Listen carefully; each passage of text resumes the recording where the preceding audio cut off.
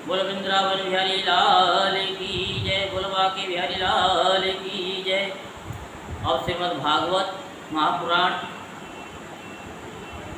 के प्रथम स्कंद के दूसरे अध्याय में भगवत कथा और भगवत भक्ति का महत्व के बारे में आपको बताते हैं। आप ध्यानपूर्वक सुनिए, जिसके सुनने मात्र से आपके पितृ शांत होंगे और काल सब दोष भी दूर होगा और आपको नाना प्रकार के फल की प्राप्ति होगी। राधे राधे तो बोलना ही पड़ेगा। श्री व्यास जी कहते हैं कि शौनकादि ब्रह्मवादी ऋषियों की ये प्रश्न सुनकर रोमहर्षण के पुत्र उग्र सर्वा को बड़ा ही आनंद हुआ। उन्होंने ऋषियों के इस मंगल में प्रश्न का अभिनंदन करके कहना आरंभ किया।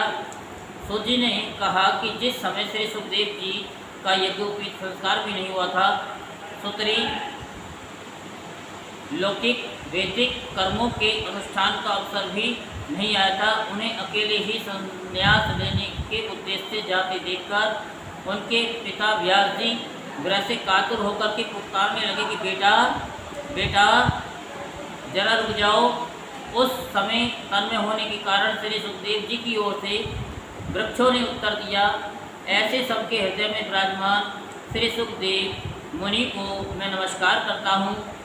ये श्रीमद् भागवत अत्यंत गोपनीय रहस्यात्मक पुराण है। यह भगवत स्वरूप का अनुभव कराने वाला और समस्त वेदों का सार है। संसार में फंसे हुए जो लोग इस घोर अज्ञान अंधकार से पार जाना चाहते हैं, उनके लिए आध्यात्मिक तत्वों को प्रकाशित कराने वाला यह अद्वितीय दीपक है।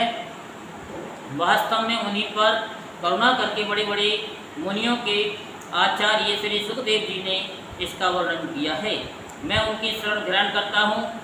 मनुष्यों में सर्वश्रेष्ठ भगवान के अवतार नर नारायण ऋषियों को, सरस्वती देवी को और श्री व्यास देव जी को नमस्कार करके तब संसार और अंतःकरण के समस्त विकारों पर विजय प्राप्त कराने वाले के श्रीमद् भागवत महापुराण का पाठ करना चाहिए।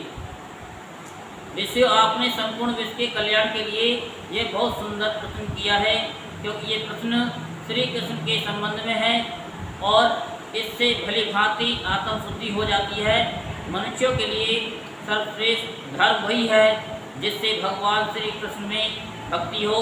भक्ति भी ऐसी जिसमें किसी प्रकार की कामना न हो और जो नित्य निरंतर बनी रहे।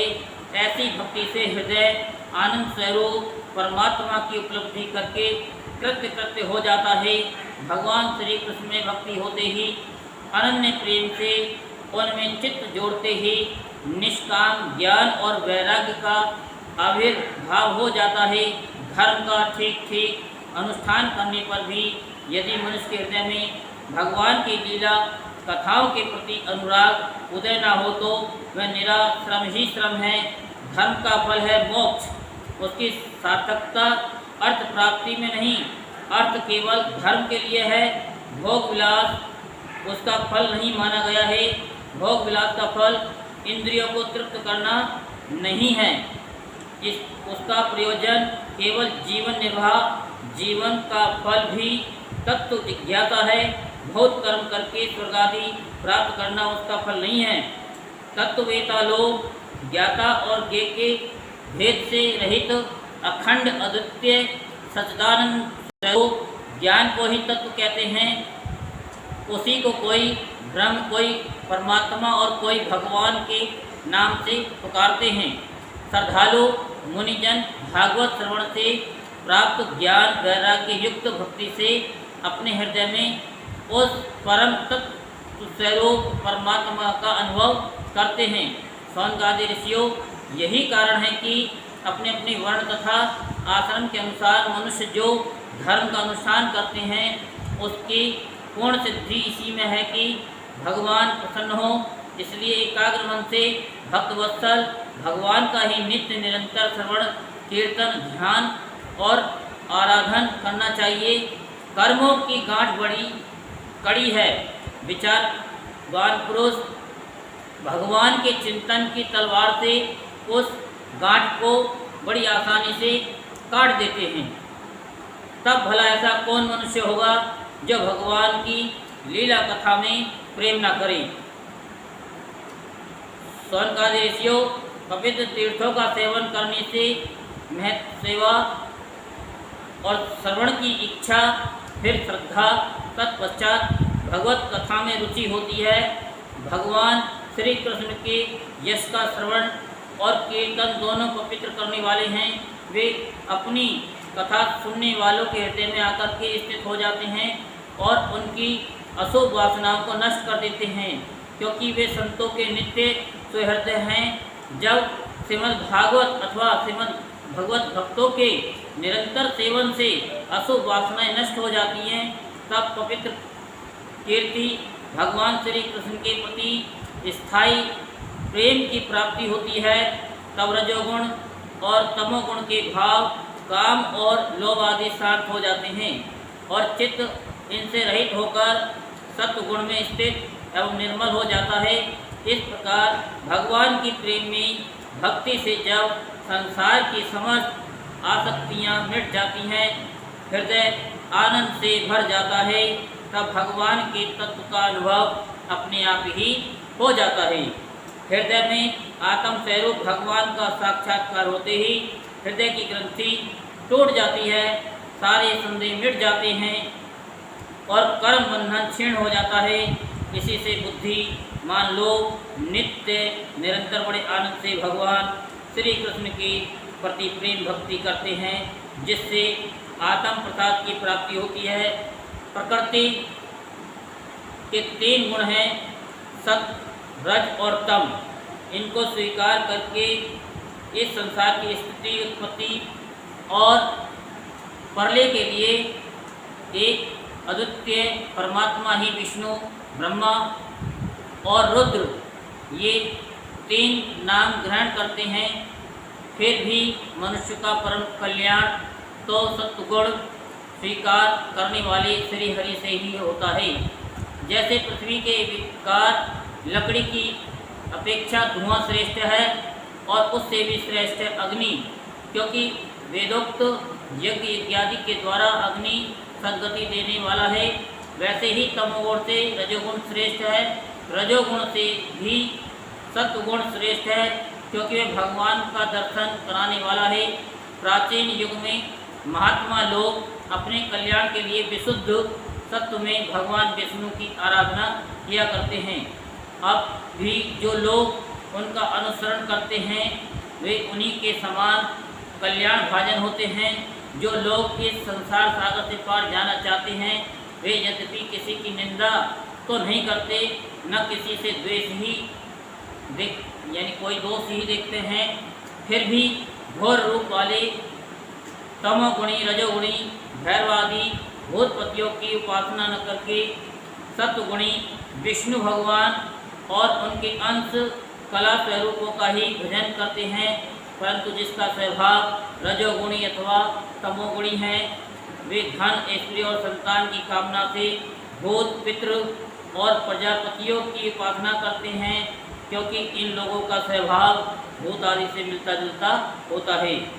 वेदों का तात्पर्य श्री कृष्ण में ही है, यज्ञों के उद्देश्य श्री कृष्ण ही हैं, योग श्री कृष्ण के लिए ही किए जाते हैं और समस्त कर्मों की परिसमाप्ति भी श्री कृष्ण में ही है। ज्ञान से ब्रह्म स्वरूप श्री कृष्ण की भी प्राप्ति होती है। तपस्या श्री कृष्ण की प्रसन्नता के लिए की जाती है। श्री कृष्ण के लिए ही धर्मों का अनुष्ठान होता है और सब गतियाँ श्री कृष्ण में ही समा जाती हैं।